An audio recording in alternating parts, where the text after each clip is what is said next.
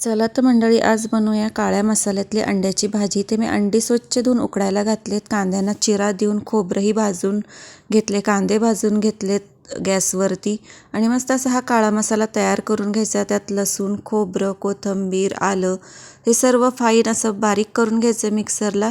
एकाकडे 2 ते 3 चमचे तेल घातले, त्यात हा वाटलेला काळा मसाला, घरगुती आपला जो काळा मसाला असतो, कश्मीरी लाल मिर्च, हळद हे सर्व व्यवस्थित परतून घेऊन थोडंसं ह्या मसाल्यात मी पाणी घातले आणि अंड्यांना चिरा दिल्यात की ज्यामुळे हा मसाला अंड्याच्या आतपर्यंत मुरेल आणि आपली भाजी खायला अजून टेस्टी लागेल. त्यात मी आता जेवढा रस्सा करायचा आहे त्यानुसार पाणी घालून घेतलेलं आहे. आता मस्त अशी उकळी फुटून द्यायची, मीठ घालायचं आहे चवीनुसार आणि आपली ही झटकीपट होणारी अंड्याची भाजी तयार आहे. तर तुम्ही पाहू शकता मस्त असा कट आलेला आहे आपल्या अंड्याच्या भाजीला. तुम्ही चपातीबरोबर, भाकरीबरोबर, कशाबरोबरही खाऊ शकता. तुम्हाला जी रेसिपी आवडली असेल तर चॅनलला लाईक